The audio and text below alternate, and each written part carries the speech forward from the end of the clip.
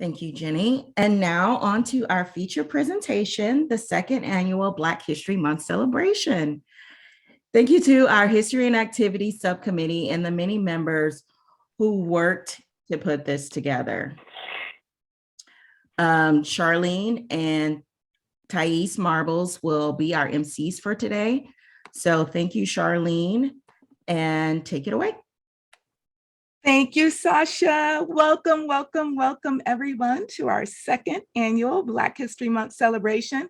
Thank you so much for your presence today to help us kick off our Black History Month celebration. My name, as Sasha mentioned, is Charlene Anderson. I'm one of the MCs for today's event, and co-MCing with me today is Thais Marbles.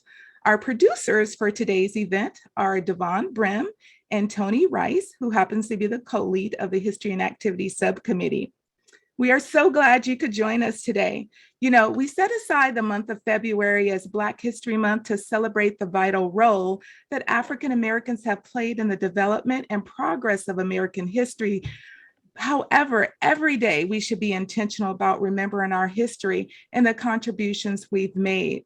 Admittedly, it is often difficult to reflect on our history, especially some of the atrocities that our communities have experienced. But nonetheless, in order to move forward and to keep history from repeating itself, we must know our history. The national theme for this year's Black History Month is American Healthcare for the Underserved African American Community. But in addition to the national theme, the History and Activities Subcommittee also embraced the theme of Sankofa. Sankofa is a word in the languages of Ghana that translates to retrieve, literally go back and get. And it's often associated with the proverb Sankofa We're, which translate, it is not wrong to go back for that which you have forgotten. And then visually, Sankofa is expressed as a bird that flies forward while looking backward with an egg in its mouth. The egg symbolizes the future. It teaches us that we must go back to our roots in order to move forward.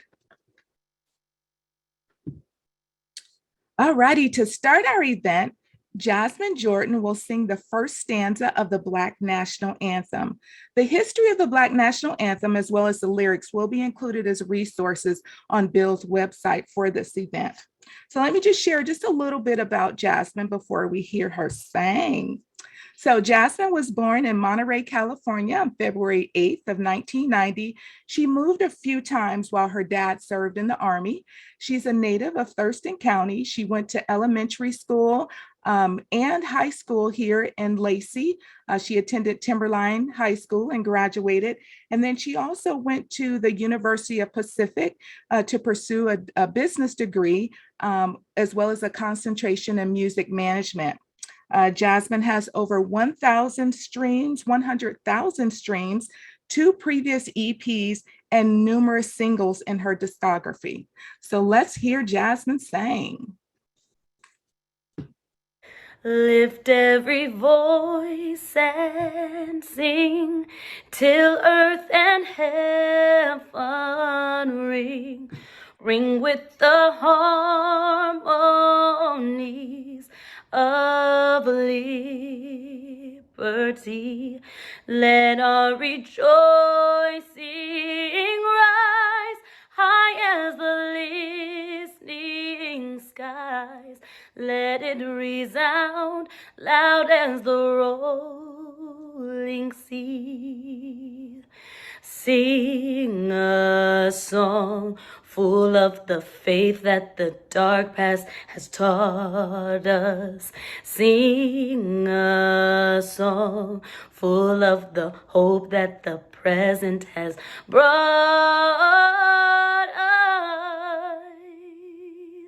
Facing the rising sun of a new day begun.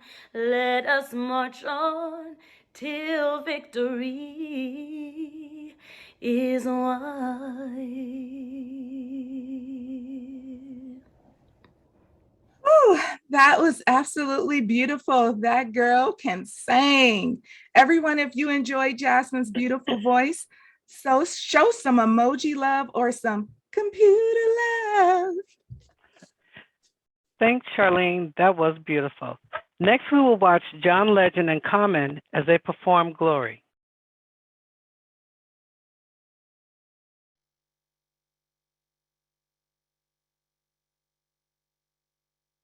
One day, when the glory comes, it will be ours, it will be ours. Oh, one day, when the war is won, we will be sure, we will be sure. Oh, glory, glory, glory. Oh, glory, glory. Hands to the heavens, no man, no weapon formed against, yes, glory is destined. Everyday women and men become legends. Sins that go against our skin become blessings. The movement is a rhythm to us. Freedom is like religion to us. Justice is juxtaposition in us. Justice for all just ain't specific enough. One son died, the spirit is revisiting us. True and living in us. Resistance is us. That's why Rosa sat on the bus. That's why we walk through Ferguson with our hands up. When it go down, we woman and man up. They say stay down, and we stand up. Shots, we on the ground, the camera panned up. King pointed to the mountaintop, and we ran up. One day, when the glory comes, it will be ours, it will be ours. Oh, glory, glory, glory.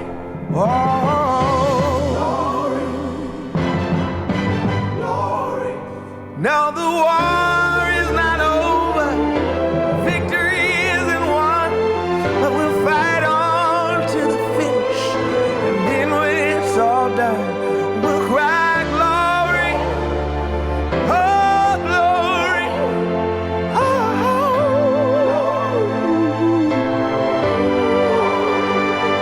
Selma is now for every man, woman, and child. Even Jesus got his crown in front of a crowd. They march with the torch, we gon' run with it now. Never look back, we done gone hundreds of miles. From dark roads, heroes, to become a hero. Facing the League of Justice, his power was the people. Enemy is lethal, a king became regal. Saw the face of Jim Crow under a bald ego. No one can win a war individually. It take the wisdom of the elders and young people's energy. Welcome to the story we call victory. The coming of the Lord, my eyes have seen the glory. One day, when the glory comes, it will be ours, it will be ours. Oh, glory,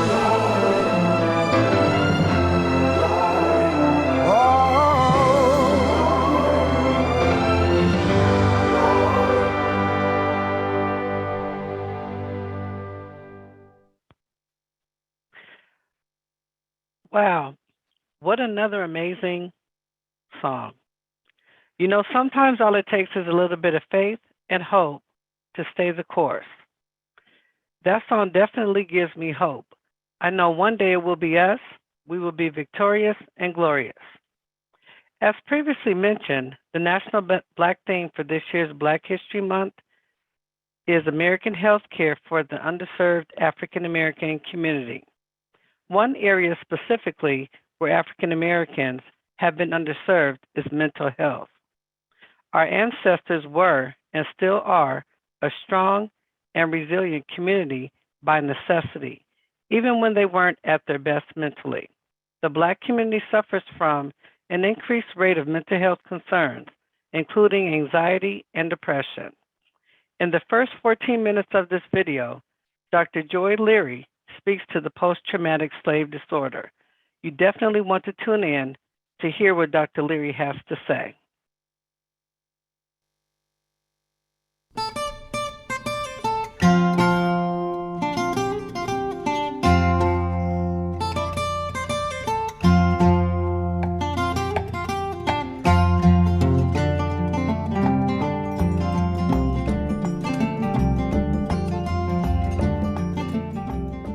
There's a kind of a fundamental basis for post-traumatic slave syndrome. How many of you are familiar with post-traumatic stress disorder? Yeah. Okay, so these are things, I mean, most of you are people who are in the field that have done the work. You're here representing the people who are really in the trenches, and I appreciate and respect that. The theory very often, when people hear it, post-traumatic slave syndrome, I try to kind of get at kind of what's going on in the room. There's ambivalence, there's feelings of, you know, what? Come on now. What are we saying now about the slavery thing? It's over.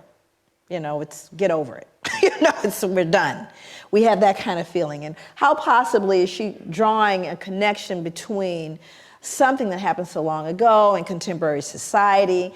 You know, come on, are you trying to find an excuse? Are you trying to blame people?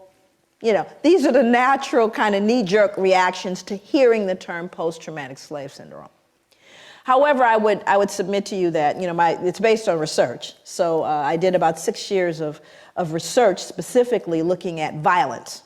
My area of focus is violence. And I'll cover that in my PowerPoint. Also, some of you may not be able to see points of the PowerPoint, but we're going to make it available to you. So you don't have to worry about it. There's a website where you'll be able to download my PowerPoint. Isn't that correct? Did I say that right? Okay, so that part you don't have to worry about. But I kind of want to set the ground so that we can all advance and move forward together.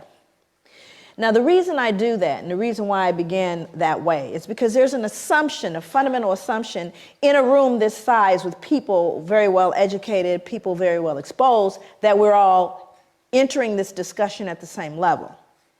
And we are not. I can guarantee you we are not. We all have our ideas and our beliefs, and then we all have our experience. For example, the people of color that are in the room, all the people of color that are in this room are arriving in this room at a different level because they have lived in this skin.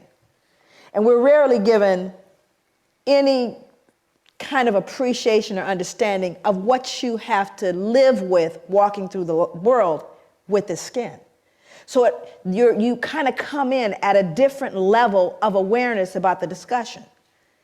And then you have folks that come into this discussion that are educated around it, that are clear about it, but can't really empathize their way through it. In other words, it's not a feeling thing, it's a cerebral thing. So some people stay intellectual because that's a level of comfort. Nothing wrong with that. But very different from the person who lives in the skin. It is personal and it is emotional.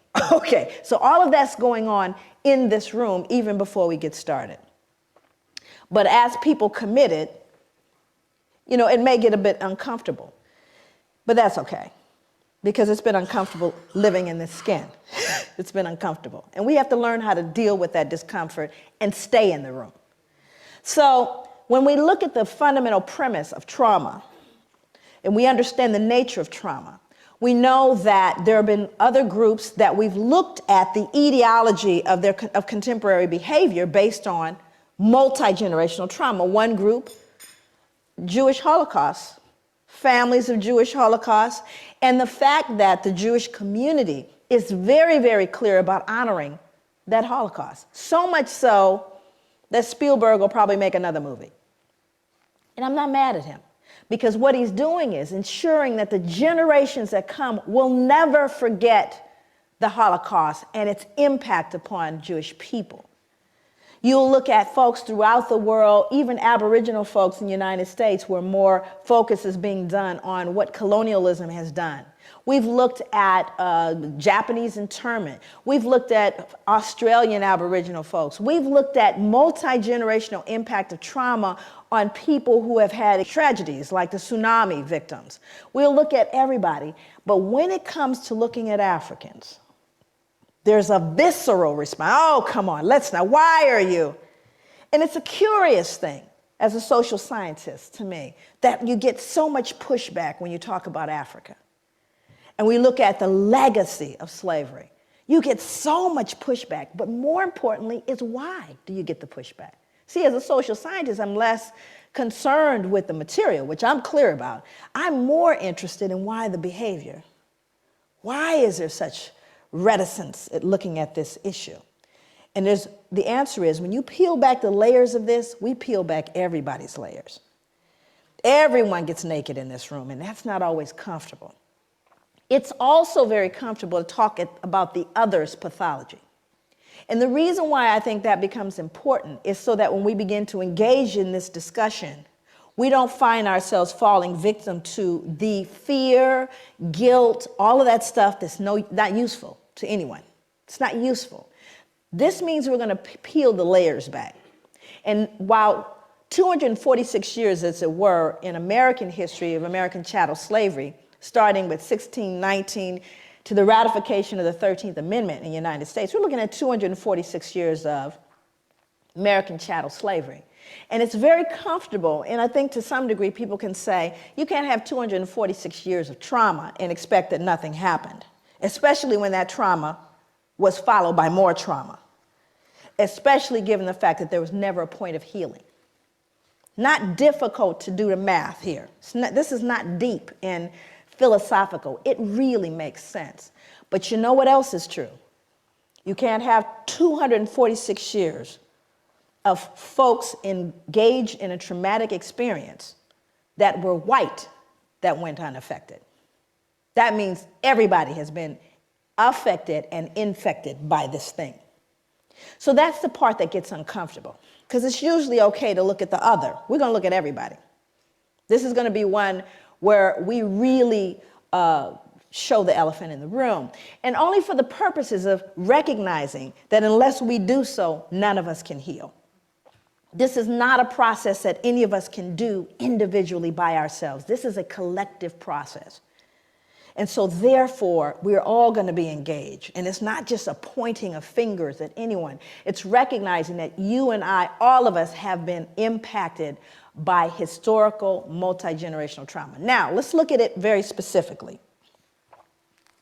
When we look at trauma in its very, clinical sense, my background in clinical psychology, understanding what trauma is, people can experience a single trauma, one trauma, indirectly, meaning that they didn't have to be present for the direct trauma. Meaning, say for example, you all heard about 9/11 and taking down the buildings in New York, right?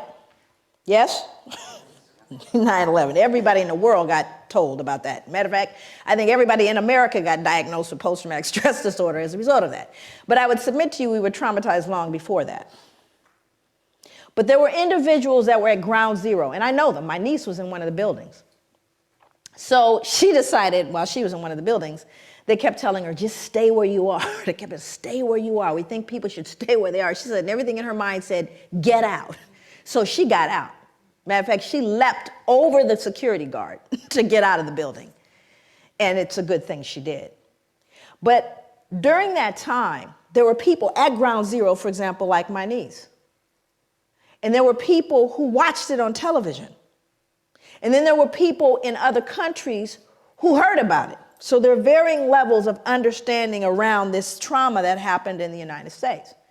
There were people at ground zero, were there, saw folks falling out the sky, got videotape footage of it, watched it on television, invited folks over and drank beer. Not traumatized. No trauma. There were people maybe in another country, in Brazil, saw it on television, in psychotherapy right now, can't get on planes, on medication, and people talk softly to them twice a week. So the variance in terms of those who are traumatized by a traumatic event and those who are not, we're unique as individuals. Everybody's not traumatized by a traumatic event, whether it's direct or not. But when we start talking about chattel slavery, we're not talking about one trauma. We're not talking about a specific event. We're talking about generations of trauma with no intervention.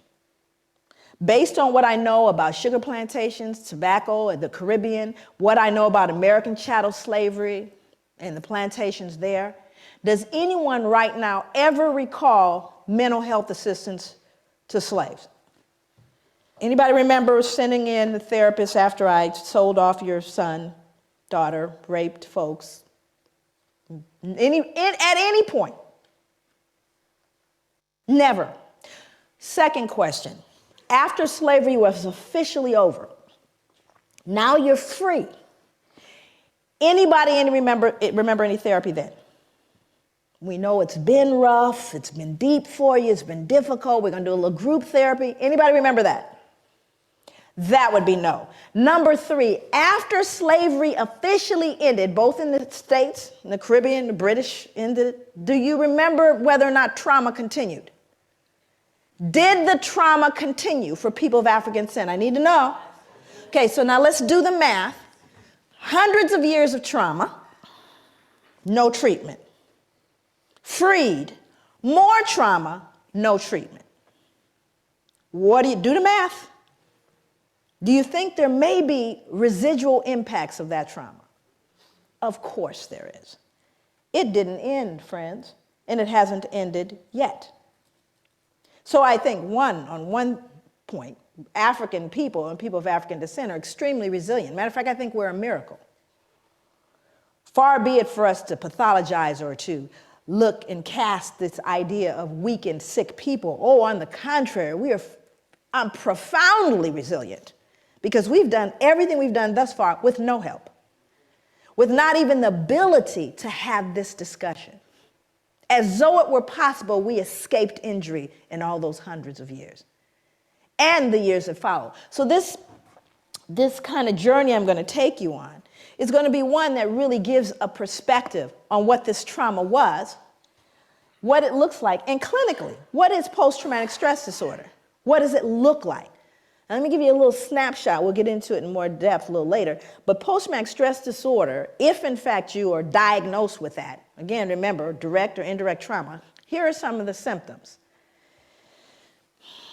A feeling of foreshortened future. Now, what does that mean? A feeling, well, you're not going to live long. How many of you are running into young people that don't believe they're going to make it past their 20s? Feeling of foreshortened future. Exaggerated startle response. Outbursts of anger. Difficulty falling or staying asleep. Hypervigilance. Right? These are symptoms of post-traumatic stress disorder. This is like DSM stuff, Diagnostic Statistical Manual of Mental Disorders. It's in there. And there's a whole listing of all these symptoms. Now, I want to roll it back so you can understand what the transmission theory is, because I'm going to talk about transmission. So how does a person that's been traumatized by post-traumatic, literally has a diagnosis of post-traumatic stress disorder, and can we, if we are logical and we are reasonable people, assume that a fair number of Africans had to have had post-traumatic stress disorder? You think? I'm not talking about us, I'm talking about them. Untreated, though, right? Okay, so now let's do the math. Mom, who saw dad sold or sister raped, has post-traumatic stress disorder. Still mom, though, right? Only mom now has outbursts of anger, feeling of foreshortened future, difficulty falling or staying asleep, hypervigilance. That would be mom.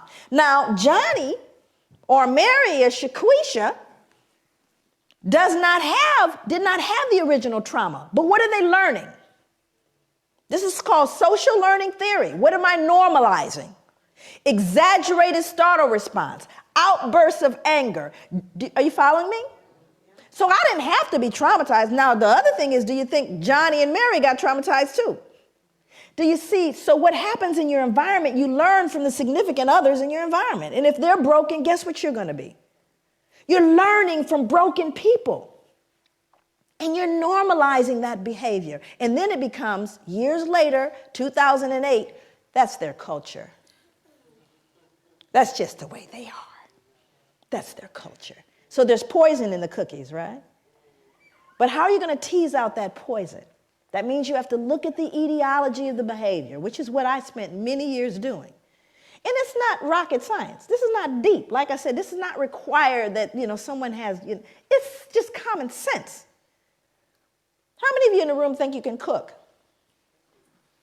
Come on now, I know it's a strange place. You all have the oddest food in the world. I'm trying to tell you that now. Those of you that know how to cook, who taught you how to cook? Mom, dad, family. Who you think taught them? Hello, social learning theory. You learn from those in your environment. And if they couldn't cook, yeah, likelihood is you can't either. Okay. So there's things that we don't question them. This is what goes in the curry. What are you talking about? This is how you make curry. Well, how you know? Because that's the way my mother made it. Well, maybe, she didn't get the recipe right. Actually, I wrote Post-Traumatic Slave Syndrome, the book, which is here. The book is called Post-Traumatic Slave Syndrome, America's Legacy of Enduring Injury and Healing. I recently have written a study guide, which is being edited now. But the reason why I wrote the book is really to put a name to what I was looking at. I started to look at behaviors in African people and people of African descent. A long time, people ask me all the time, I just was interviewed by ABC, and they wanted to know, where did this come from? It came from growing up Black. Okay, wow, that was powerful. Can any one of you relate? I found this piece to be very informative, and it just goes to show no matter how resilient of a people we have been and continue to be, our past generational traumas have a profound impact on us as a journey through life, and we cannot fully heal because of compounded trauma still happening to this very day.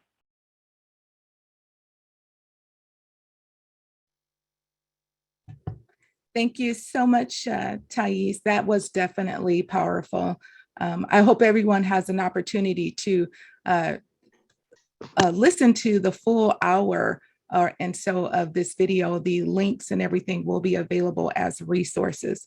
Now, as we continue the discussion of mental health, unfortunately, there is a stigma regarding mental health in the Black community. We were going to have Erica Williams, compliance investigator for ESD, sharing some information regarding that stigma. However, Erica did have a family emergency and won't be with us today. But as we mentioned earlier, as you go through the slides, would you mind clicking through, Tony, because she does have some resources at the end. And of course, these will be available on the website as well. But she had some dialogue that she was going to share. But let's just go ahead and play this clip.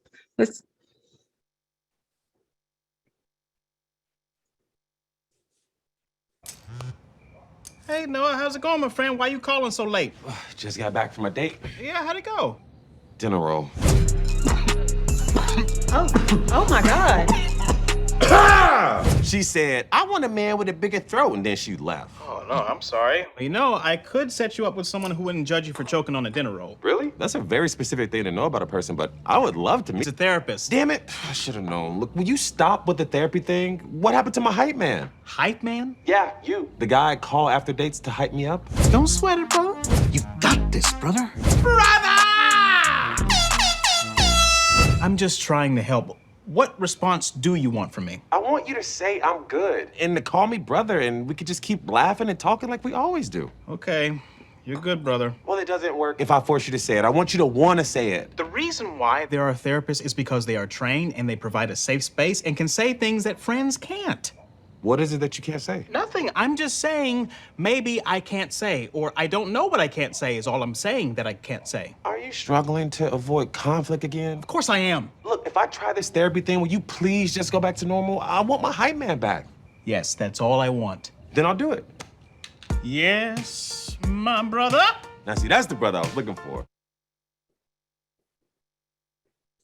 Thank you for sharing that video, Tony. So, as we mentioned earlier, yeah, we are a resilient people, but we need to take care of our mental health to ensure that we're the best that we can possibly be for our future generations to come. We've all heard that adage, you can't pour from an empty cup. Well, that's really true. No matter how hard we try, it's impossible to pour from an empty cup. So please, please, please take care of your mental health. So next up, we were going to have Dr. Ben Danielson from the University of Washington School of Medicine speak to us regarding equitable healthcare. However, Dr. Danielson just came back from vacation. And when he came back, he was having some extreme computer issues, so he can't access anything IT-wise. And so he sends his deepest apologies for not being able to be here with us today. But I just want to read a little bit of Dr. Danielson's bio, as well as I've asked him to share the presentation that he was going to share with us so that we can include his presentation as a resource on the website. But here's just a little bit about Dr. Ben Danielson. He is an advocate for equitable health care and a respected voice on the detrimental impacts of racism on health. He's a physician and clinical professor at the Department of Pediatrics, University of Washington School of Medicine. Throughout his medical career, Dr. Danielson has been a leader for a more racially just and accessible healthcare system. He's often referred to as the quiet hero of healthcare, and he was referred as that by the Seattle Times. Dr. Danielson's commitment to the children and families of Seattle's Central District helped shape many young lives and uplift a community. Dr. Danielson once said that he wanted to inspire people about the power that they have to be important change agents in the world. True to his word, his dedication to health, equity, and public service garnered many honors over the years. In 2018, he was actually named the Seattle Municipal League's Citizen of the Year. And in 2016, he earned the Norm Mailing Advocate for Youth Award.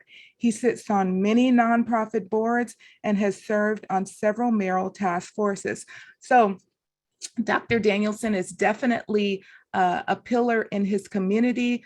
Also, Dr. Danielson actually worked with the Office of Equity as well on their task force. So he's definitely done a lot of good work. Really hate that we're unable to hear from him today. But as I stated, I will get his presentation and it will be posted on the website as a resource. So I hope everyone is enjoying the program thus far. What we're going to do now is to take a quick, looks like we'll take a 17-minute break because we are a little ahead of time. So we're going to take a quick 17-minute break. We ask that you please return promptly at 10 o'clock as a courtesy to our next presenter, Dr. Thelma Jackson. Enjoy your break.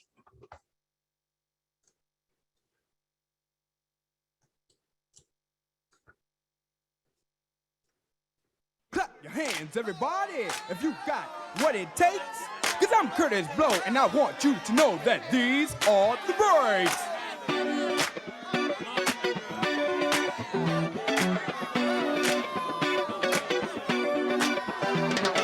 Brakes on a bus, brakes on a car, brakes to make you a superstar. Brakes to win and brakes to lose. But these here brakes rock your shoes, and these are the breaks. Break it up, break it up, break it up.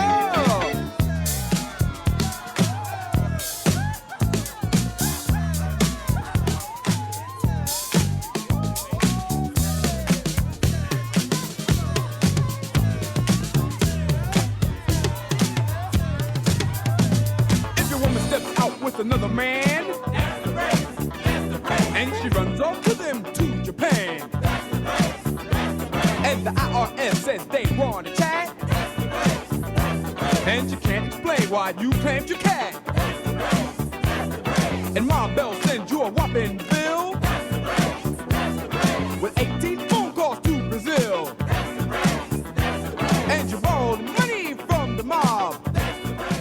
Okay, I hope you guys enjoyed your break and the music selection that Tony gave us that gave me family gathering vibes.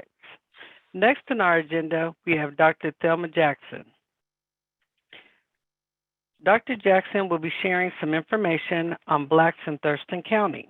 But first, let me share a little bit about Dr. Jackson. Thelma Jackson has lived in the Lacey area for more than 50 years. She's been actively involved in various activities, including serving on the North Thurston School Board from 1977 to 1997. Thelma and her husband, Nate, for 56 years, are parents to 3 successful entrepreneurial children and 4 adult granddaughters who are carrying on the family traditions of business ownership and civic engagement. Her full bio will be available on the website. Welcome, Dr. Thelma Jackson.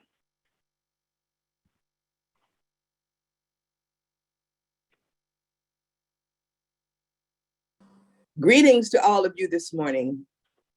I appreciate the invitation to join you for your Build conference today. 402 years ago, in 1619, the first kidnapped Africans were brought to this country as enslaved human beings. Over the past 4 centuries, we as a people have survived, contributed, and strived against the worst kind of odds. One of the prices we have paid has been that of our health and the trauma we have suffered. This year's theme for Black History Month is Black Health and Wellness. Your theme, American Healthcare for the Underserved African American Community, is certainly significant being where we are as a people. This is a huge topic on which to speak in only a few short minutes, but I will give you some highlights that hopefully will expand your knowledge and raise your awareness level as you focus on this topic going forward as an individual and an organization. I will share with you some information about the presence of Blacks in Thurston County from the period 1950 to 1975, just to give some of you newcomers a reference about what we're talking about.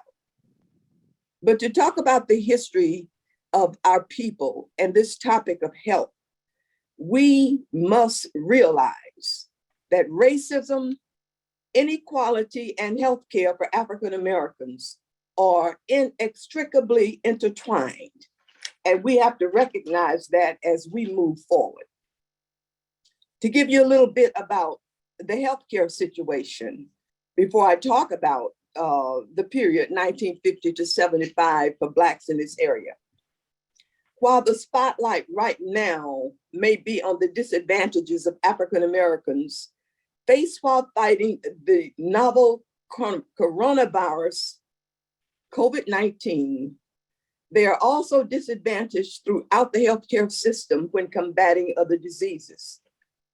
Compared to their white counterparts, African Americans are generally at higher risk for heart diseases, stroke, cancer, asthma, influenza, and pneumonia, diabetes, and HIV/AIDS, according to the Office of Minority Health. The Centers for Disease Control and Prevention says African Americans are more likely to die at early ages for all causes, as young African Americans are living with diseases that are typically more common at older ages for other races. Social factors compared to others in the US, specifically whites, affect African Americans at younger ages. Unemployment, living in poverty, not owning a home, cost prohibitive effects of trying to see an MD, smoking, inactive lifestyles, or obesity. Blacks are 20% more to report psychological distress and 50% less likely to receive counseling or mental health treatment due to the aforementioned underlying socioeconomic factors. Blacks and African Americans can suffer from kidney failure at as much as 3 times the rate of Caucasians. Black patients represent as much of a third of all patients in the US receiving dialysis or kidney failure, though they don't represent anywhere near that proportion of the US population. For most cancers, African Americans have the highest death rate and shortest survival. African Americans are experiencing more serious illness and death from COVID-19 compared to white people. And stemming from inequalities in healthcare access and poverty, African Americans are experiencing 2.6 times higher cases, 4.7 times higher hospitalization rates, and 2.1 times more death from COVID-19 compared to white counterparts. Notably, in 2017, 89% of African Americans had healthcare coverage compared to 93% of white Americans. 44% of African Americans had government health care that year. Additionally, 12% of African Americans under the age of 65 reported having no health care coverage that year. In order to help mitigate these healthcare disparities, a 2010 American College of Physicians position paper recommended, among other things, strengthening health literacy among racial and ethnic minorities and creating cultural competency initiatives beginning in medical school for physicians and healthcare professionals. The American healthcare system is beset with inequalities that have a disproportionate impact on people of color and other marginalized people. These inequalities contribute to gaps in health insurance coverage, uneven access to services, and poorer health outcomes among certain populations. And African Americans bear the brunt of these healthcare challenges. The way forward must ensure that the physiological and social impacts of racism are not omitted in efforts to secure truly universal healthcare coverage in America. African Americans are one of the most politically engaged demographics in this country.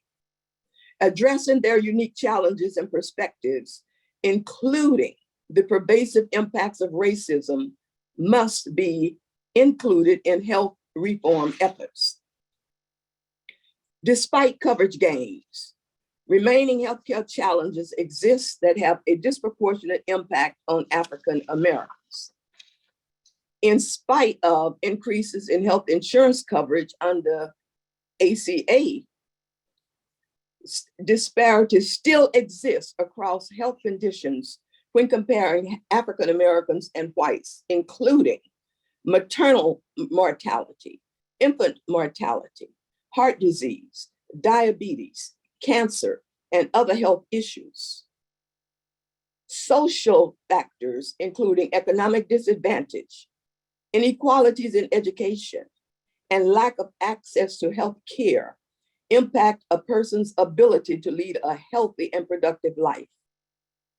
For people in American society that experience racism and inequality in their daily lives and throughout their lifespan, the impact of social factors on health are the most grave. In 2021, it was still true that African American women were 3 times more likely to die of pregnancy-related causes than white women. The African American infant mortality was twice the rate of that for white infants. African Americans are more likely to die from cancer and heart disease than whites and are at a greater risk for the onset of diabetes.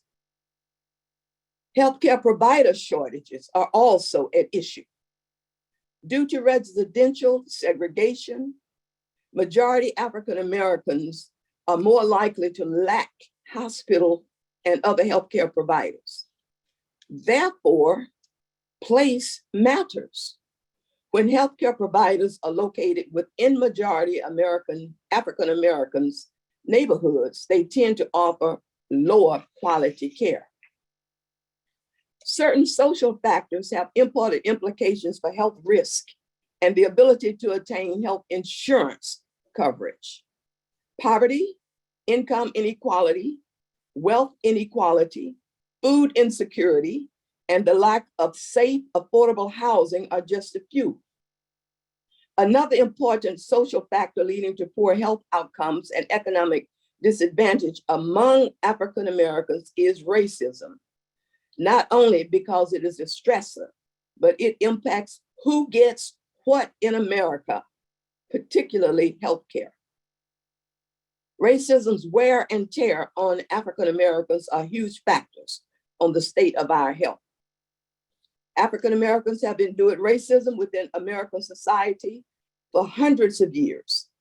Studies conducted over time have been consistent in proving that racism not only impacts social stratification, but also the ability of African Americans to be healthy, both mentally and physically.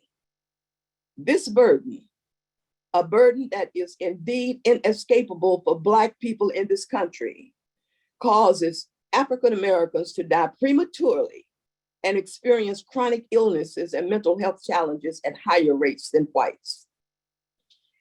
As we talk about the whole issue of healthcare and how it has impacted African Americans in this country, we talk about it in terms of what we have inherited as a people.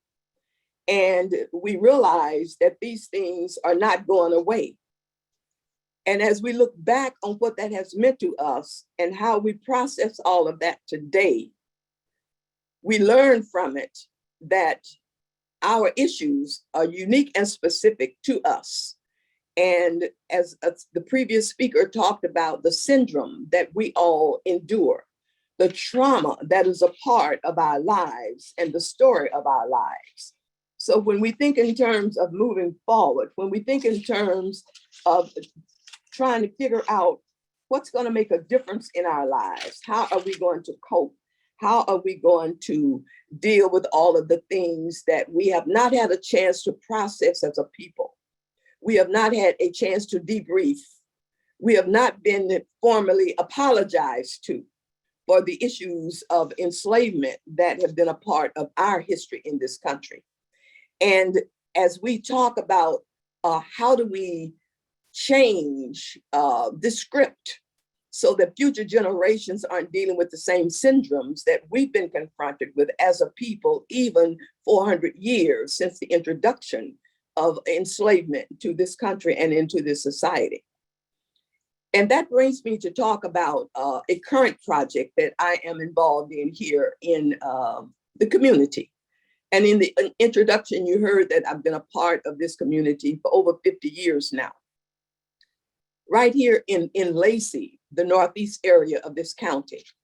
And over that 50-year period of time, I've seen a lot of changes. I've been a part of a lot of issues. I've been integral in some of the things that's been going on around here. And I was wondering at one point, you know, when did Black folk come here? What has been our role? What has been our participation in society in this area? And it led me to begin researching into the presence of Blacks in this area. And I heard about George Bush and his contribution to the settlement of Tumwater as he came across the plains with others in covered wagons and settled in Washington Territory because laws were such in Oregon Territory that as a Black man, he was not able to stay there. So you get up to a point of about the early 1900s, and then you didn't hear very much at all about the presence of Blacks in this area until the 1950s. And I wondered about, well, what about that 50-year period of time? There had to have been Black folk here somewhere doing something for some reason. And so that's the archival history. That's in the pages, that's in the books that have to be researched and dug up and understood. But then I began to think about, well, what about those who came before me even? Having come here in 1971. And things were such in 1971 when I came that I could only wonder what was it like, 20, 30 years before that. So I began to develop a project that caused us to look at the presence of Blacks in Thurston County from 1950 to 1975. And we settled in on that particular period of time because so many of those folk were still living. They could tell the stories. They were alive. They weren't yet in the archival pages of history, but they had made some history. And so out of that investigation through interviews of many of those people that we could identify, get to before they passed on, or health conditions set in where their memory was no longer as good as it was, we came up with a project called Blacks in Thurston County, Washington, 1950 to 1975, a living community album. And it is resulting in a published book that will be publicly launched on Saturday, February 26th at the Lacey Community Center. And in that book, we chronicle themes that came out of the interviews of more than 45 people that talked about what the situation was like for them when they came into this area in the 1950s, the 60s, and the early 70s. And the issues of open housing, the issues of housing discrimination, the issues of the education system, the issues of a lack of a social structure that could support a Black community in this area. And so in this book that brings us up to 1975, you get a glimpse of what it was like, what the conditions were like, what the treatment was like, what were some of the hardships that people encountered. And as we live here now in 2022, we understand what that's been like beforehand in order for the situation to be what it is now for those who are here and those that are yet to come. So Blacks in Thurston County have had a presence. A marker has been dedicated to George Bush up on the Capitol campus in the vicinity of a butternut tree that has grown from the original tree that crossed the plains with him. A marker is being dedicated on earlier in the day on February 26th for Rebecca Howard on East Bay Drive, and you'll be seeing some information about that. And then that afternoon, we launched this book that chronicles over 10 years of work that's gone into it. So those of you who have not been in Thurston County that very long, you will have an opportunity to learn more about people who came before you. When you find yourself living in Olympia and Tumwater and some of the smaller communities around the county, you'll realize that when some of us came, those areas were prohibited from us to live in. You'll learn about the racial covenants on some pieces of property that are still on the books today. And one of the outcomes about this book and this research is that we were finally able to figure out why most Blacks in Thurston County live in the Lacey area and the northeast area of the county. And it is because of the housing discrimination. It is because of the redlining by banks. It is because of the practices by the real estate industry. And Lacey was the youngest of the cities here. And so those things weren't in place for Lacey. And therefore, most of us live out here that's lived in the county for more than the last 15 or 20 years. So this book explains some of that, and it opens a dialogue that has not been there before. And it puts into place a platform for research and dialogue to continue. So given the time I have, that's just a brief glimpse of what this Thurston County project is all about, and also a brief glimpse into some of the health issues and health disparities of Blacks in this country, given your theme and given the theme of Black History Month throughout this nation.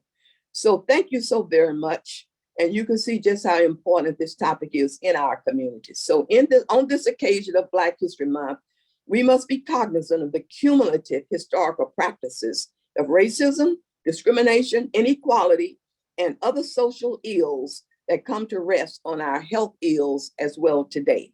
So thank you for listening and enjoy the rest of your leadership agenda. Thank you, Dr. Jackson, for sharing. It's always inspiring to hear about local history and to have such close proximity to amazing historians such as yourself. Everyone, let's show Dr. J some love in the chat with those emojis. Dr. Jackson, I know you're a very busy lady, but you're more than welcome to stay with us for the rest of the program. Thank you. Thank you, Thais, and thank you so much, Dr. Jackson, for joining us.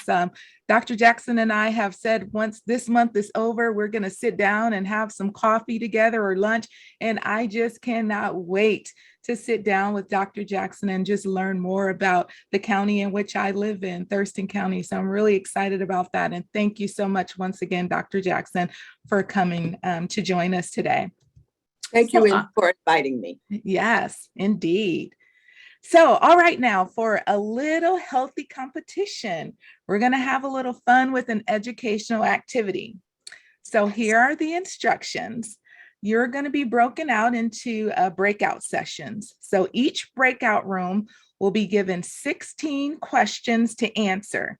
And you can use whatever resources you need to answer the questions. You can phone a friend, phone a relative, use Google, whatever you need to do to answer the questions. However, you'll probably want to designate a leader for your breakout room, because the leader will need to send the answers to the questions as well as a list of who was in your breakout room to Tony Rice and myself, Charlene Anderson. And then the first group to actually send the correct responses to myself and Tony within the time allotted, which is going to be 20 minutes, you're going to receive a gift. So Tony and I will be reaching out to each member of the group to inquire where to send your gift.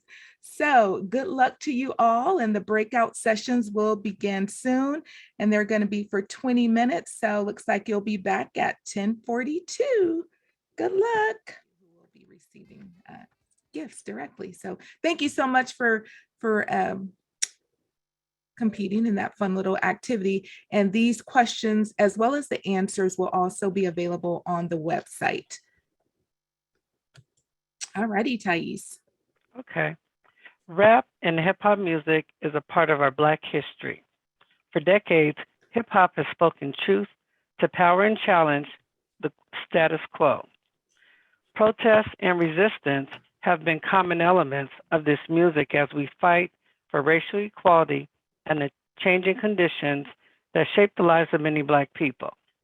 And rap music reflects its origin in the hip hop culture of young, urban, and working class African Americans. Please enjoy this Black History rap song by the Gifted Youngsters. Feel free to groove in your seat, or if you're inclined to do so, get up and shake a leg. I have a dream that one day this nation will rise up, live out the true meaning of its creed. We hold these truths to be self-evident, that all men are created equal. Do you know the real history? Oops, Black history. Oops, Black history. Do you know the real history? Without Black history, where would we be? Let me tell you this story about a man who brought unity. Equal liberty for you and me.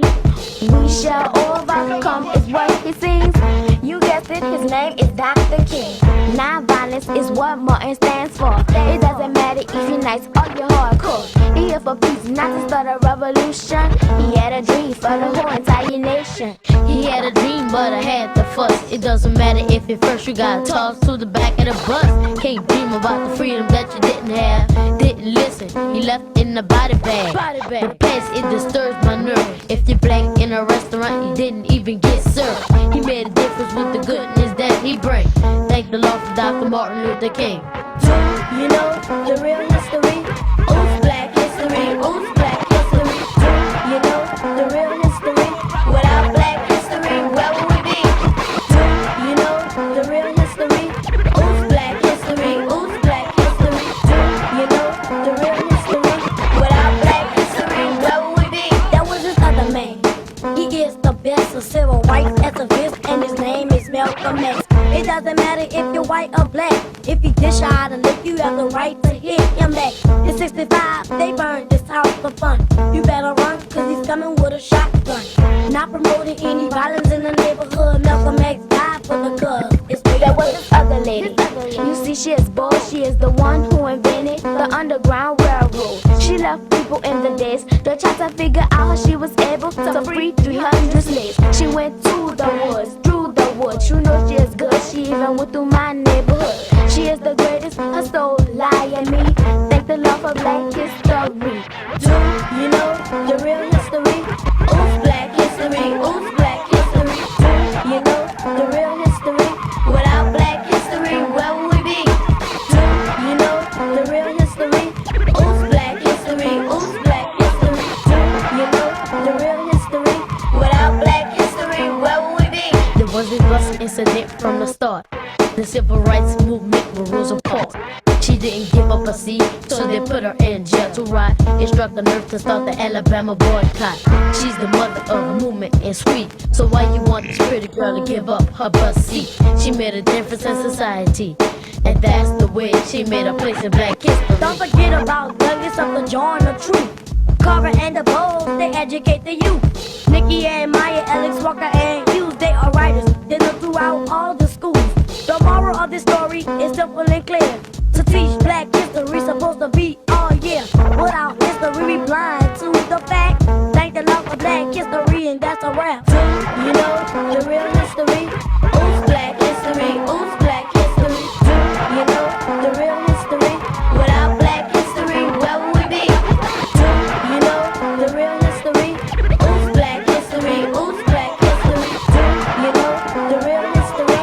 Without black history, where would we be? When we look at other parts of this earth upon which we live, we find that black, brown, red, and yellow people in Africa and Asia are getting their independence.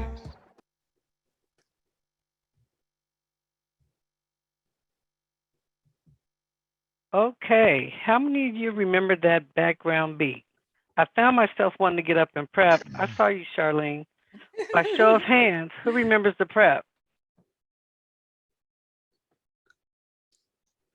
All righty. Thank you so much, Thais. I definitely remember the prep. I was prepping in Germany in the late 80s. Yes. And I just prepped right now. So thank you all. That's a nice little beat. So this is a story that I've been anxiously awaiting to share with you. I first learned of Mr. William Craven while watching the news when he was being honored in Roslyn, Washington. I was so inspired by his story. I was thinking, I got to share his story with as many people as possible. So it did take a little effort, but I was able to get contact information from Mr. Craven's daughter, Kareen, and she graciously agreed to join us today. Mr. Craven is a pillar in his community and the first Black mayor of the state of Washington. But before Mr. Craven and Kareen share his journey with us, let me tell you a little bit about Mr. Craven.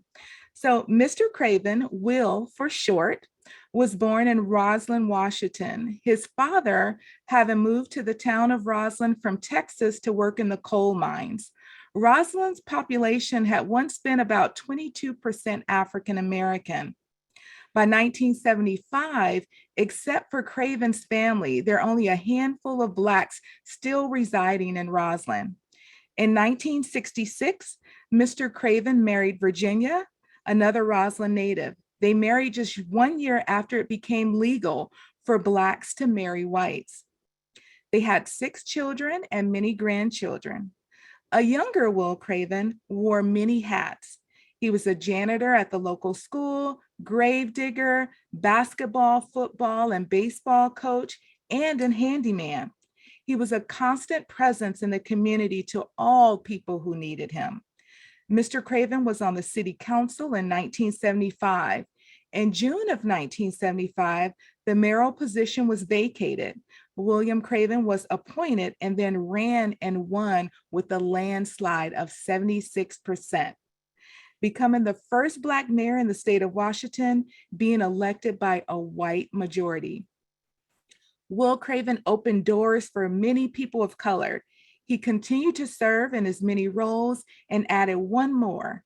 In his additional role, he worked to preserve the Roslyn Cemetery and got it on the National Registry. In later years, he built a memorial to the 4 fallen firefighters in Roslyn to not only honor his son, Tom Craven, who had fallen, but the other 3 fallen firefighters as well. He truly believed in selflessness. In 2013, his wife, Virginia, of 47 years, passed away. He loves to spend time with his children and grandchildren.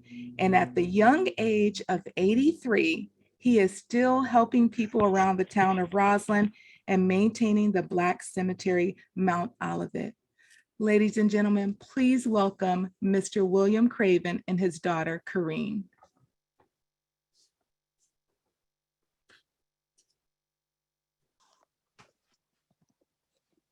All right, looks like we can see you, and I believe we've got your audio as well.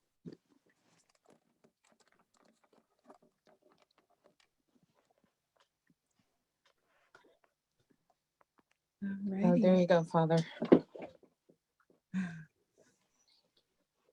Well, thank you for inviting me in that. It was pleasant surprise. Thank you so much, Charlene, and your team for inviting us to be participants and share my father's story with you. I will begin with his history, which you gave a beautiful remembrance. I was born to Samuel and Ethel Craven on September 18th, 1938.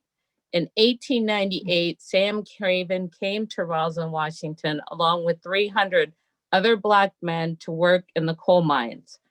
Ethel Craven was born to Mr. and Mrs. Williams in 1905. Ethel's parents came in 1898 to work in the coal mines too. During that time, there was a strike with the white coal miners, and Black coal miners were recruited to work. Most of the workers were former sharecroppers and first generation born free from slavery. This was one of their first opportunities to move north and get an opportunity to build their families and a future. My father, Sam, worked in the mines until they closed in 1956. Majority of the Black families left Roslyn seeking work in other communities. In the 1950s, there was a mine explosion. When everyone ran out, my father, Sam, ran back in to save Pete O'Shadish, who was trapped under rock, even though he was a white man. Sam was known for his strength, hard work, and his even temperament. He was called upon to settle disputes in workplace and among Blacks and whites. He kept his even temperament, never showing anger, but the calm, steady speech that everyone grew to know him for. My mother, Ethel, was a homemaker, midwife, and cleaner. She raised her children with love, sternness, and many words of wisdom. That wisdom that she shared with the community as she sat on her porch. She used to always collect and donate clothes for families who needed it.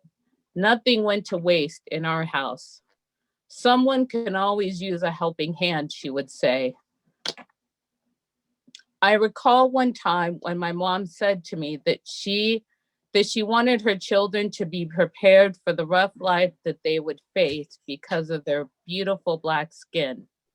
Both of my parents had patience and perseverance in adversity. They worked hard raising their family with love, respect, and the same resilience they possessed. They knew who they were as individuals and as a family. I reflect on that to say they did not let other people's preconceived views of them affect who they were going to be in life. My parents transferred their confidence into me, not by chance, but by design. From a young age, I worked on the weekends and summers with my family picking hops and digging graves. Education was not an opportunity that my parents had past the 8th grade. They knew that opportunities for children would be based in education. My mother made sure we went to school each day. I soon began to excel in sports and was much better than my peers who received scholarships to universities. That was not an opportunity, was denied because of my beautiful Black skin. I graduated and began to work full time. I married the love of my life, Virginia Craven, who was a Roslyn native, and raised 5 children. 6. In 1965, I settled in as the janitor at the Walter Strom Middle School, which was predominantly white.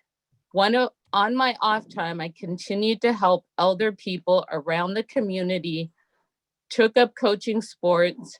I encouraged these kids to work hard and be the best they could be. I still get calls from some of them who are now adults. As a janitor, I was always giving guidance and counsel to the youth in the hallways. Those who were sent to help me clean for punishment, I gave them the encouragement that they may have never received. Some of them became regulars and wanted to spend more time with me. I took the opportunity to continue my encouragement and turn a punishment into a teachable moment. Many of them keep in touch and have become quite successful. I like to think I had a hand in that. Any opportunity can be turned into a blessing. The key is how you perceive it. I took each day of work as a blessing to talk to students, reminding them they're the future and it is a bright one. I passed on the lessons my mother and father had passed to me. Things will not always be easy, but you, in the end, will define your greatness. Greatness is often defined by status, fame, money, and power by society. How do you define your greatness? Who are you trying to be great for? Great acts occur every day. They may not be seen or be on the news. You may never receive an acknowledgement for them. You may never receive a thank you for a job well done. Will you let that stop you from being great? You must define what you stand for each day. Conduct yourself in a way that reflects that through your words and your actions. I remember my mom telling me that I would need to work harder than everyone else because of my beautiful Black skin.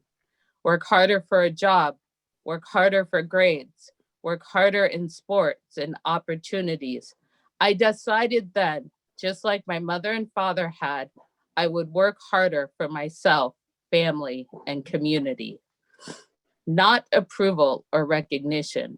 I would define my own greatness. History and knowing your history is power through recognizing the struggle of your beautiful Black people that came before you. We are standing on the shoulders of those that came before us. I know my history. I know how my parents modeled how to handle that struggle. Do you? Knowing your history and greatness that you already came from does not mean dwelling on the pain and the suffering of it. You transmute that pain into power and strength. You must live every day with the intention and action of greatness. You are leaders in your employment, in your communities, in your families. You have an opportunity to make change. I became the first Black mayor in the state of Washington by a landslide of 76% white voter majority. People remember me saying I did not run as a Black man. Well, everyone knew I was a Black man, as each of you may be judged for your beautiful Blackness. The white people voted for me because they knew me and my family for over 78 years. A lot had changed from when my parents and the first Black miners came to Washington. Families in Roslyn had lived together and grown together. Although we found more in common with each other, and over time, we found more in common with each other than differences. There were vestiges of racism directed toward me. However, I did not let that define me. I was going to define myself, and I did. I showed people respect, even when they may not have respected me. I worked hard and helped many families and helped those who may not have deserved my help at the time. I was steady and calm and spoke passionately when it was important to speak. When people tried to antagonize me to get an emotional response, I did not go for it. And I encourage you to not react to situations. Maintain your power rather than give it away. Maintain your integrity. Act in justice. As a mayor, I knew I was not going to make everyone happy. I was focused on what was right for the community. You must remember that and use that as your measure of greatness. My father never took days to rest. He worked until the day he died. I recall he had just finished digging a grave at 72 years of age, and he shortly died a few days later. He became the town's grave digger after the mine explosion, and several Black miners had died. The city did not know where to bury them because they did not want Black people in the city cemetery. They gave us space on the adjacent side of the white cemetery that was full of raspberry bushes, trees, and rocks. Sam got his shovel and went to work with the confidence, ease, and he never looked back. As mayor, I applied to have the Roslyn Cemetery put on the National Historic Registry. The cemetery is still divided into race and ethnic background. Members of the families or members of the various ethnicities are responsible for the maintenance designated site. Despite the history of separation, in 2001, my son, Tom Craven, a wildland firefighter, died, and over 1,500 people showed up from the community to remember him. I took that rock, that raspberry-filled spot adjacent to the White City Cemetery, and built a lasting memorial to my son and all of the Black people who have died in Roslyn. In closing, inner knowing, confidence, and even temperament in times of crisis are your best tools to manage mental stress. Always remember to define yourself in respect, integrity, and passionate speech. Finally, remember to give a smile and be kind to each other and speak encouraging words to those who are close to you and those in your community. It may be the only one they may receive. And I thank you for giving me this opportunity to share my father's story. My father has inspired me to continue his passionate inspiration and even temperament as I am in education. I am currently working on for Seattle Public Schools, and I am working with predominantly students of color. And I remember my dad and how he was in the school, and I make sure every day I speak to every student in the school, all 250 of them, to encourage them to be their best. Thank you. Oh my gosh, I feel myself getting emotional. Thank you so much, Mr. Craven and Kareen, for joining us today. Your story is truly inspiring. And Mr. Craven, you are Black history. It's been an honor to connect with you today. Everyone, please show Mr. Craven and Kareen some love in the chat and with those emojis. Thank you so much. Yes, thank you so much for that beautiful, amazing history to Kareen and Mr. Craven. I bet you're wondering what's next. Wonder no more. Next on the agenda, we're going to have Lonnie Spikes, Human Resource Director for the Department of Fish and Wildlife, share information on the George Bush Monument unveiling.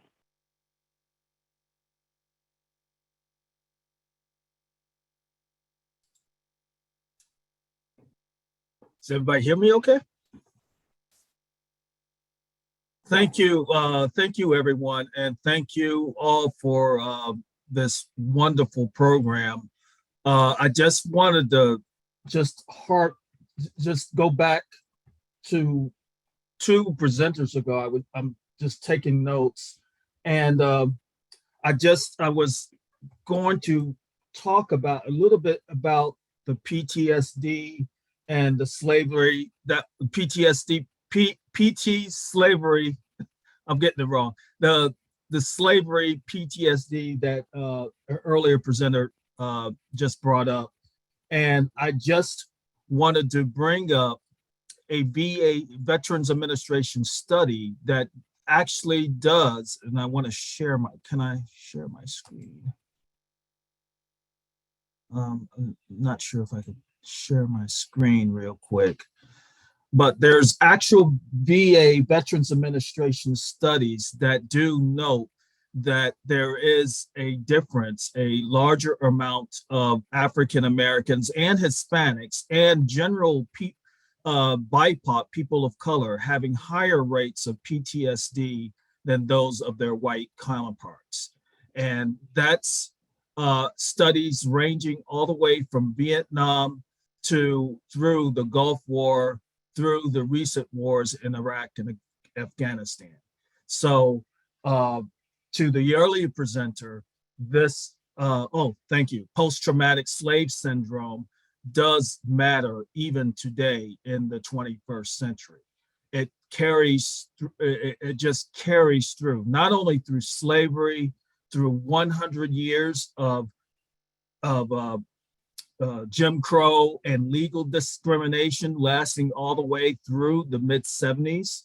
So that has got to do something to your generations, your future generations, to your siblings, to your children, and the lifestyle of living under things like Jim Crow and legal discrimination. Would be nothing for a bank to turn you down for a loan if you applied for housing in a certain area. It would be nothing to do that. In certain places, it was even the law. So I just wanted to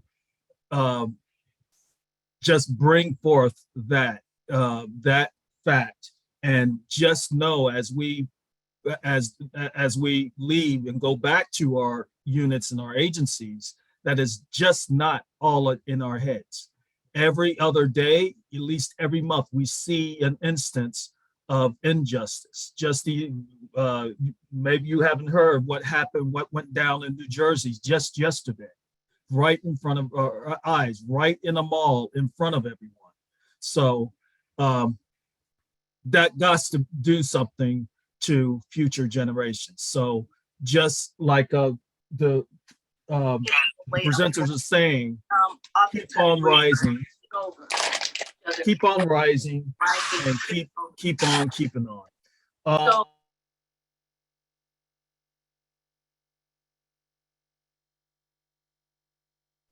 Lonnie, looks like you might have accidentally muted there. If you could unmute. And you should be able to share your screen as well too. Oh, okay. I don't think I touched anything, but okay. Let me just how do I share? There we go. And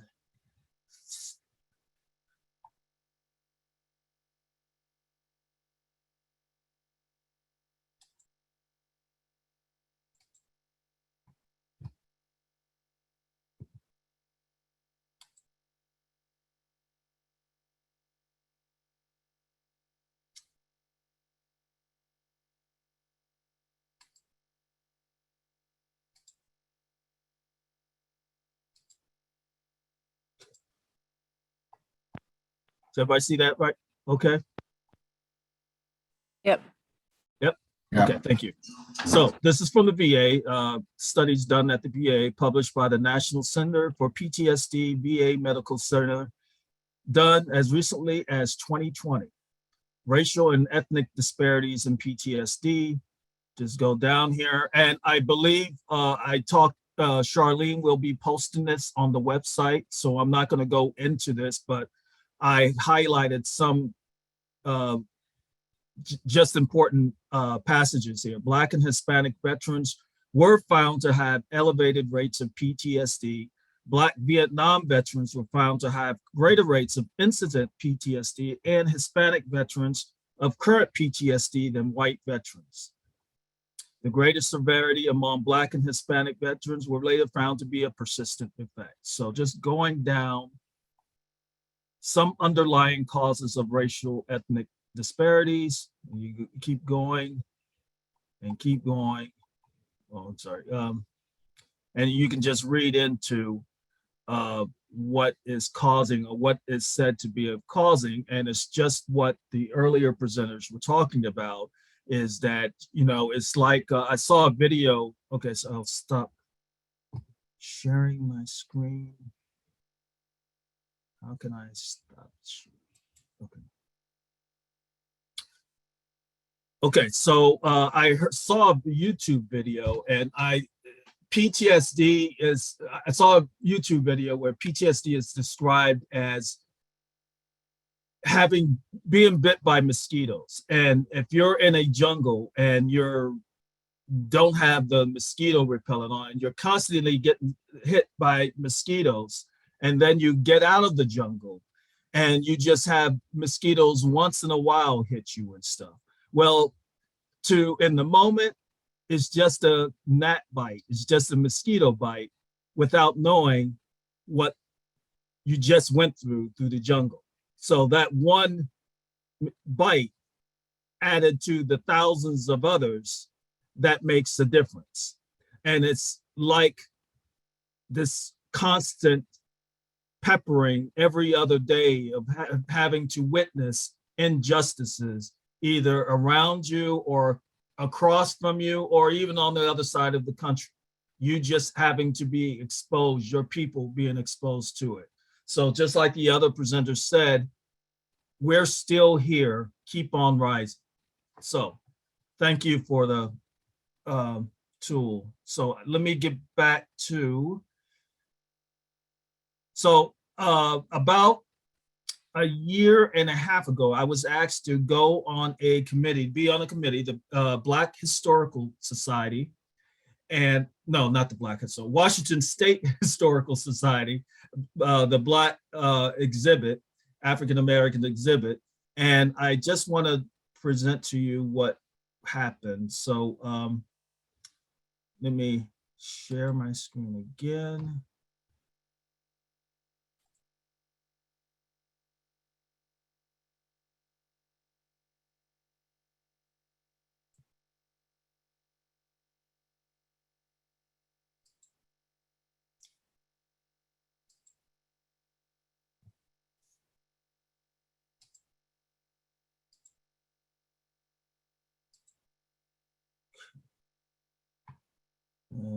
Hoping everybody can see this.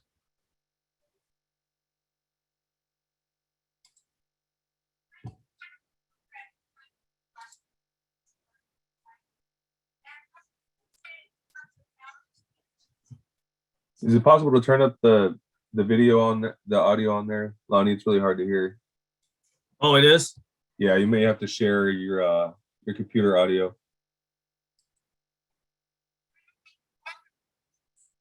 Is that better? Still really hard to hear. Tony, this is the video that you were going to share. Can you just share the video? This is in the link in Lonnie's slide. Yes, that's what I was going to suggest, if this is the same video. Yes, it is. Oh, this is the same video. Yes. Yes. I'm sorry, I'm tech challenged. Go ahead. No problem.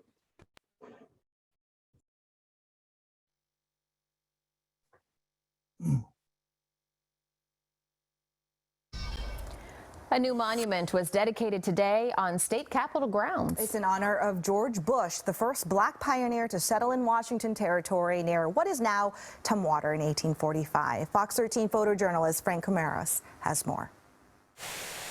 You have to think very carefully about what you put on the Capitol campus. We are more just our war heroes. We are also the heroes of people who decided to settle. I want to thank you all for coming to this celebration.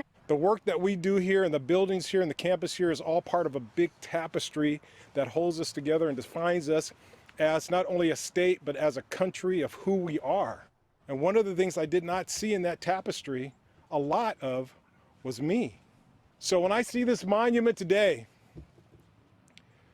I'm very emotional about it. I want to thank you all for coming to this celebration of the addition of a new monument on this campus, which you can see here, acknowledging the many contributions of the Bush family to Washington State. Everyone in Washington needs to know that history because that is the history of all of us. The fact that they settled north of the Columbia River in what was then Oregon Territory they were essentially staking a claim for America. He helped everybody in times of economic downturn, helped them with housing and food, and loaned them money. He was like the ideal citizen. George's oldest son, William Owen Bush, served in the first Washington State legislature. My great-great-great-grandfather, William Owen Bush, helped found Washington State University. Having black representation here on the campus is a very big deal that everybody should be a part of. His son served in the first state legislature and passed the first civil rights legislation. We want to be part of the American history, not an addition. I think Washington State got it right. I think it's a little delayed. His generosity, his decency does meet the test of time. And frankly, we could use a whole lot more of it today. We could use a whole lot more George Bush.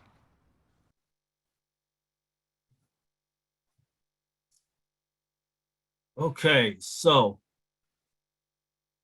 that was George Bush, and I'm just going to get into more of that. So I was asked to be on the committee with the Washington State Historical Society about a year and a half ago.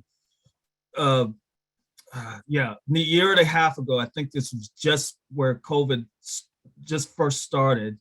And the thing is that they wanted, the legislator granted about $100,000 to, in dedication for the next Black History Month. So I was on the committee to decide what to do with this grant. So we're talking and batting around ideas. And I have been in Thurston County, Lacey specifically, since 2006, and just reading around, I knew of George Bush and another George Bush down in Centralia, but looking around Thurston County, I could find no mention of him on any of the monuments that I have encountered. And I remember going through the Tumwater Falls complex and the stories of settlers there, and I went into the townhouse that they had by the fall, and they even had a monument for Bing Crosby's grandkid that used to live there. But I never saw, as the former state rep said, I never saw myself in the tapestry of the history. So basically, that's how the idea of a George Bush monument came around, is that George Bush was one of the earlier settlers of this territory. Particularly, Bush Perry is still out there. Part of his farm is still under the Tumwater Airport that you might see. That's part of his farm that you're looking at.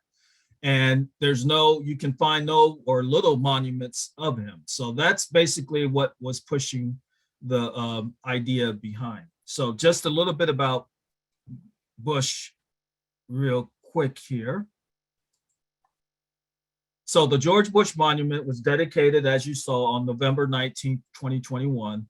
The granite and bronze monument commemorates pioneer George and his son, William Owen Bush. The monument's location on the Capitol ground is near a living feature that also marks the family's heritage. In 1844, when the Bush Party left Missouri to migrate west, they brought rootstock to establish trees in their new home.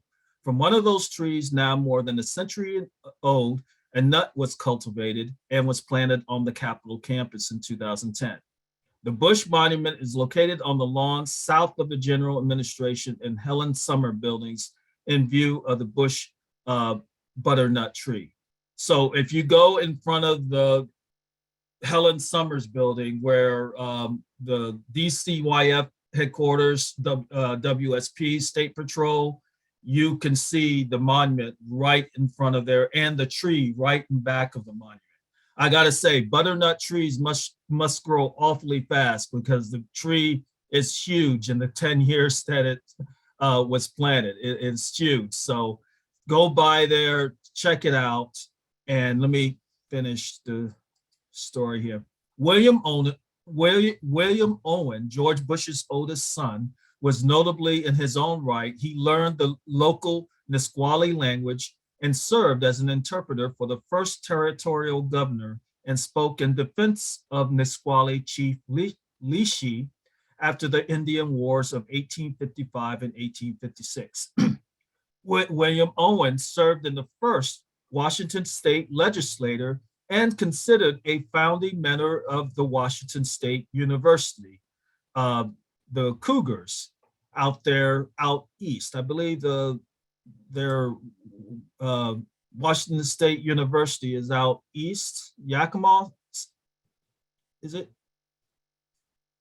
But that was a big surprise to everyone involved in that because there isn't a monument out there either. So that is happening as well. Another monument is being posted out there. And let's go.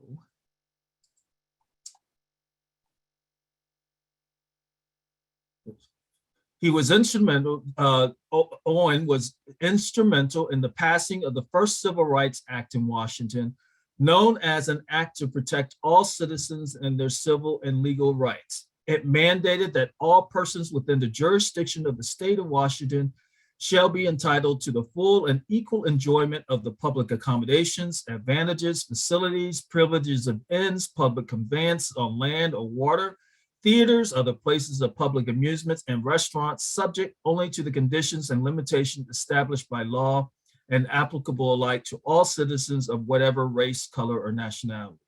He was one of Washington's most celebrated farmers during his time, and the wheat cultivated at his farm won first premium prize at the nation's 1876 Centennial Exposition in Philadelphia.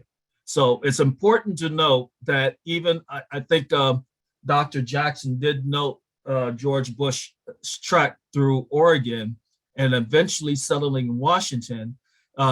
George Bush was known as helping out any traveler along the way. And back in those days, it was both expensive to pick up your things and make a 2,000 mile journey across the country. A lot of people didn't have those means, and George Bush did, due to his father being left a big inheritance to the owners or to the people that he cared for. So George Bush gave back to those travelers who were tired after the journey, food, shelter, and that sort of thing. So that was important to note. And having done that, he still didn't have the right to own land and his farm, not until the first the legislators got together and enacted a bill specifically giving George Bush the right to own his land. So I thought that was very important as well. So a duplicate of the Bush Monument will also be dedicated on the Washington State University Tri-Cities campus in Richland, honoring William Owens Bush's role in founding that college. That college was originally set up to be an agriculture college. The Bush monuments were developed as part of a project to celebrate and share the history of Black Washingtonians in 2020 in response to an initiative led by Representative Eric Pettigrew and the Black Members Caucus of the Washington State Legislature. Like I said before, the Washington State Historical Society was allocated $100,000 in the capital budget to lead a celebration of Black History Month. Washington State Historical Society convened an advisory committee which set project goals, including the Bush Monument, production of digital materials, and development of Black history curriculum from grades K through 12. The committee's aim is to build resources that will connect Washingtonians to Black history across our state. And like I kept stating throughout my time on the advisory committee, I kept, and I say this now, Black history is Washington history, and vice versa. It's not an addition, it's not a special enclave, it is Washington history. So I want to say, end this with, we're all still here and still be here for all of us. And I'm HR director with the Washington Department of Fish and Wildlife, and any one of you can always reach out and contact me if you need any assistance. Thank you.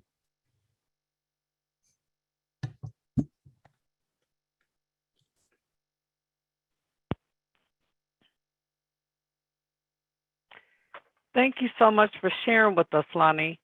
I know that was a very special day in November to watch the unveiling of a new monument on the state capitol campus celebrating George Bush, the first Black pioneer in the Washington Territory, and his son, William Owens Bush, who served as the first state legislator. I wish I could have been there to feel that energy. However, I'm glad the unveiling was captured on video. Thank you so much, Lonnie, and thank you, Thais. So, how many of you remember that story of little Theo that we shared during Juneteenth Day? The little Black boy who asked his mom, where would we be without Black people? Well, this story, Life Without Black People, is a similar story. However, it has a different little twist. It's a story of non-Blacks who wanted to escape the proximity of Black people. Well, let's just see how that story ends. Take it away, Sandra and Tammy. Thank you. A very humorous and revealing story is told about a group of people who were fed up with African Americans. So they joined together and wished themselves away. They passed through a deep, dark tunnel and emerged in sort of a twilight zone where there is an America without Black people. At first, these people breathed a sigh of relief. At last, they said, no more crime, drugs, violence, and welfare. All of the Blacks have gone. Then suddenly a reality set in. The new America is not America at all, only a barren land. There are very few crops that have flourished because the nation was built on a slave-supported system. There are no cities with tall skyscrapers because Alexander Mills, a Black man, invented the elevator, and without it, one finds great difficulty reaching higher floors. There are few, if any, cars because Richard Spikes, a Black man, invented the automatic gear shift. Joseph Gamble, also Black, invented the supercharged system for internal combustion engines. And Garrett A. Morgan, a Black man, invented the traffic signals. Furthermore, one could not use the rapid transit system because its precursor was an electric trolley, which was invented by another Black man, Albert R. Robinson. And even if there were streets on which cars and a rapid transit system could operate, they were cluttered with paper because an African American, Charles Brooks, invented the street sweeper. There were few, if any, newspapers, magazines, and books because John Love invented the pencil sharpener. William Purvis invented the fountain pen, and Lee Barrage invented the typewriting machine, and W.A. Love invented the advanced printing press. They were all, you guessed it, Black. Their children, I'm sorry, and even if Americans could write their letters, articles, and books, they would not have been transported by mail because William Barry invented the postmarking and canceling machine. William Purvis invented the hand stamp, and Philip Downing invented the letter drop. The lawns are brown and wilted because Joseph Smith invented the lawn sprinkler and John Burr the lawnmower. When they entered their homes, they found them to be poorly ventilated and poorly heated. You see, Frederick Jones invented the air conditioner and Alice Parker the heating furnace. Their homes were also dim, but of course, Lewis Latimer invented the electric lamp. Michael Harvey invented the lantern, and Granville T. Woods invented the automatic cutoff switch. Their homes were also filthy because Thomas W. Stewart invented the mop, and Lloyd P. Ray invented the dustpan. Their children met them at the door, barefooted, shabby, and unkept. But what could one expect? Jane E. Metzlinger invented the shoelacing machine, Walter Simmons invented the comb, Sarah Boone invented the ironing board, and George T. Salmon invented the clothes dryer. And finally, they were resigned to at least have dinner amidst all of this turmoil. But here again, the food had spoiled because another Black man, John Standard, invented the refrigerator. Now, isn't that something? What would this country be like without the contributions of Blacks? Martin Luther King Jr. said in a speech delivered in June 1966 at the Southern Leadership Conference, "By the time we leave for work, Americans have depended on the inventions from the minds of Blacks. Black history includes more than just slavery. Our history didn't begin with slavery. Slavery interrupted our history." Thank you. Thank you so much, Sandra and Tammy, for reading that story. And as all you heard and can see, there is no American history without Black history.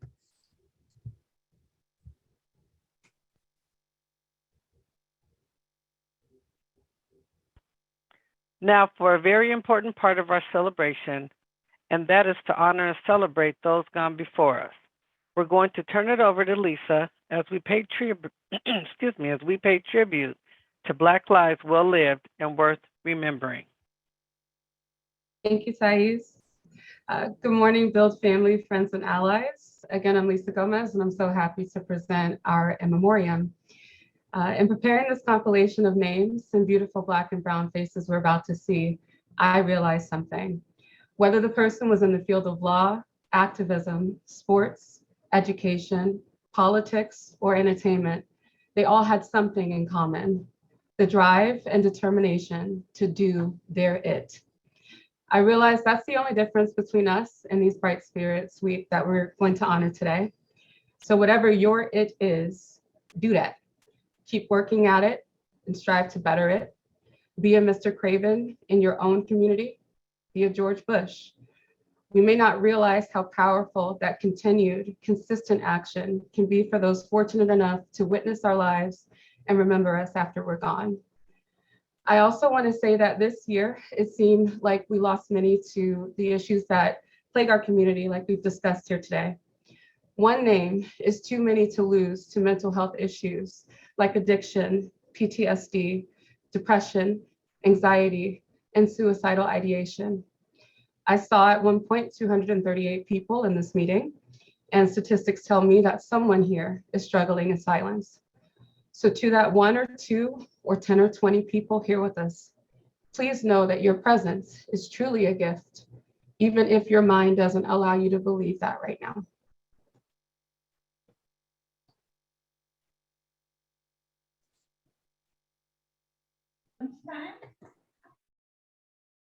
I come to you hungry and tired.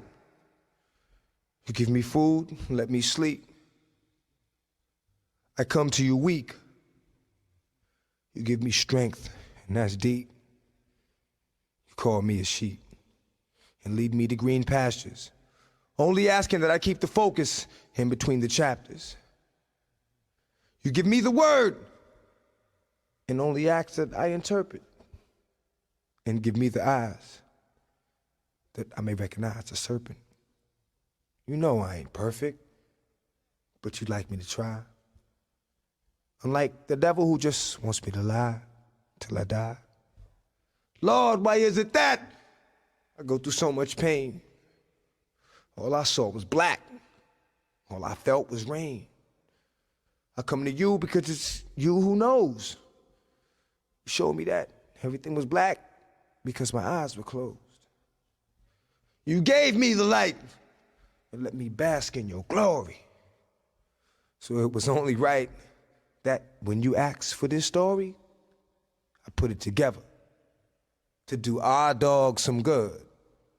Our dogs being brothers and sisters in the hood. Plenty of times you sent help my way, but I hid. And I remember once you held me close, but I slid. There was something that I just had to see, that you wanted me to see so I could be what you wanted me to be. And I think I've seen it, because I don't feel the same. Matter of fact, I know I've seen it. I can feel the change. And it's strange how it's got me beating down your door. But I've never known love like this before. It's a wonderful feeling to get away from the pain. And up under the ceiling, I get away from the rain. And the strain that I feel when I'm here is gone. I know real, so I wipe away the tears. It's on. And I almost lost faith when you took my man, Monty, Paso, and Dre's brother Dan. And I fear that what I'm saying won't be heard until I'm gone. But it's all good, because I really didn't expect to live long. So if it takes for me to suffer, for my brother to see the light, give me pain till I die. But please, Lord, treat him right. Brother and sister, together we'll make it through. Oh, yeah. Someday a spirit will take you and guide you there. I know you've been hurting, but I've been waiting to be there for you. And I'll be there just helping you out whenever I can.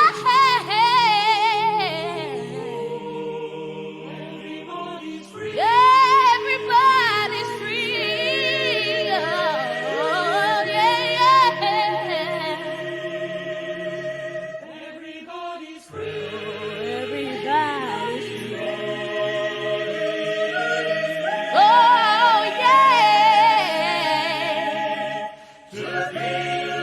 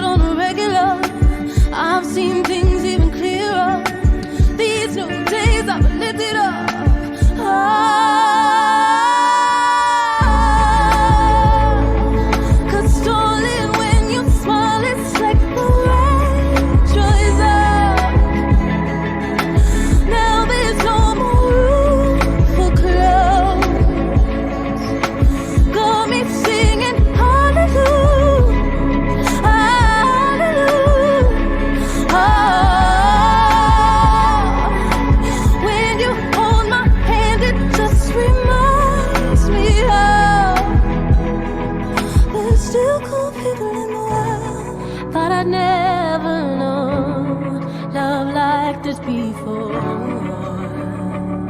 I let go, then I run, and we run with the rivers.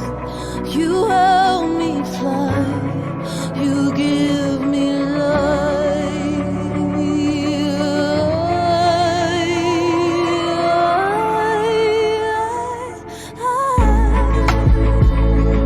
'Cause darling, when you smile, it's like the rain dries out. Now there's no more room for clouds. Got me singing hallelujah, hallelujah.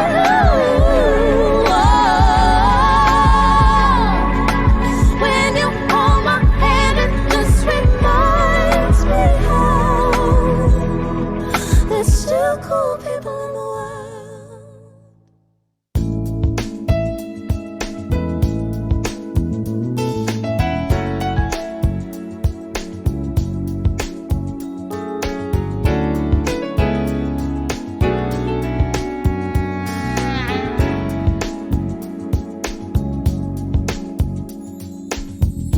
There must have been an angel by my side. Something heavenly led me to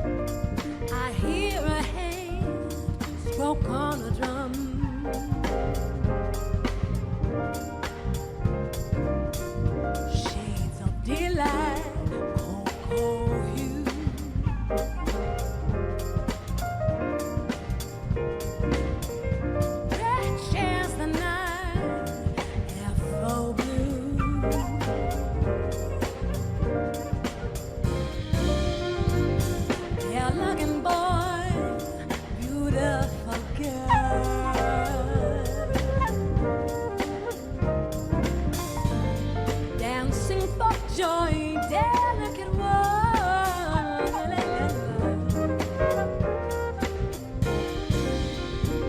Shades of delight, cocoa hue.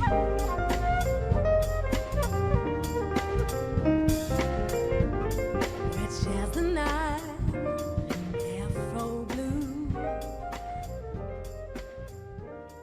I think ultimately you want a leader who is also a servant. When you look at some of the greatest leaders, Nelson Mandela is someone who is not in it for his own aggrandizement.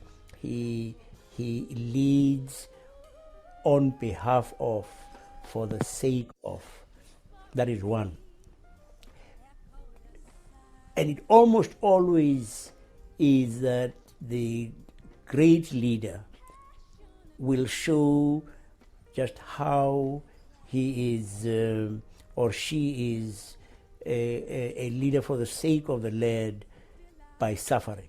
They are doing something, sacrificial in a way for the sake of those they are serving and suffering. Well, the Dalai Lama has been in exile for 50 years. Nelson Mandela was in jail. Mother Teresa lives with the poor. She lived with the poor. Mahatma Gandhi, you could go on. Martin Luther King. And then the great leader is someone who is inspiring, inspires his followers, her followers, that somehow the leader encapsulates and somehow represents the best that is in the people, the aspirations of the people.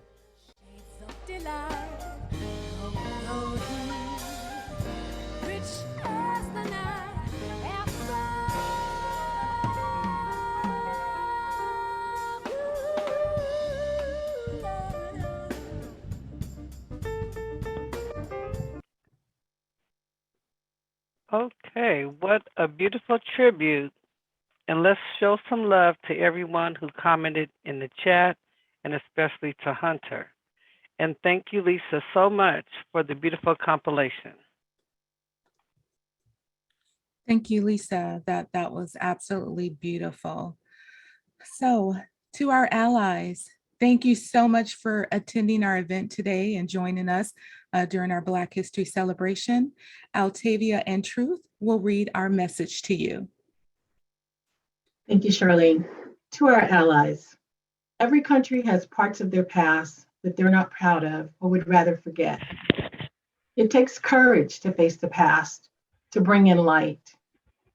And this is the time for courage. Courage to hear dissenting voices. Those voices should be valued, heard, and included. Courage to take action amidst criticism. And courage to say we were wrong.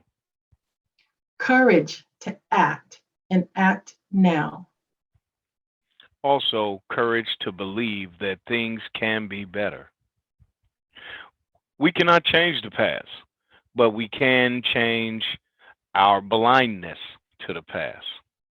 Let's choose to see so that we can see that we can accomplish and what we can accomplish together. Thank you so much, Altavia and Truth. And thank you again to our allies for attending today. And yes, let's see what we can accomplish together. Now I'll turn it over to Bill Leadership to close us out. Thank you, Charlene. Wow. What an amazing presentation. I am just absolutely overwhelmed. That tribute that Lisa put together hit everyone, I believe, in the fields. And yes, condolences and prayers go out to Hunter.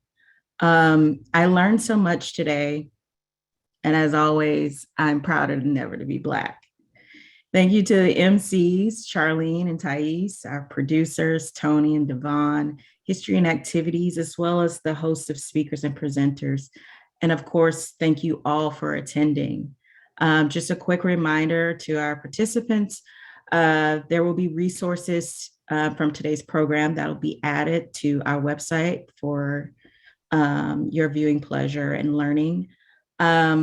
Also, quickly, there is another listening session coming up February 22nd for Black intersectionality from 12 p.m. to 1 p.m. And also mark your calendars for March 17th, our next general membership meeting where we will celebrate women's history. Please keep in mind, spreading the word about BUILD. That is the method by which we people keep learning about us and experiencing what they experience today. We want everybody, Black, supportive ally, to know that we exist, especially for our Black employees, that there's a space for them to be in community. And lastly, if you felt moved by what was done here by one of our awesome subcommittees, please feel free to participate. We'll drop a link in the chat for you to join and help keep growing BUILD into the awesome organization that it is thriving to be. All right, that's it. Thank you. And I hope everybody has an awesome, awesome weekend. Bye. Take us out, Gary.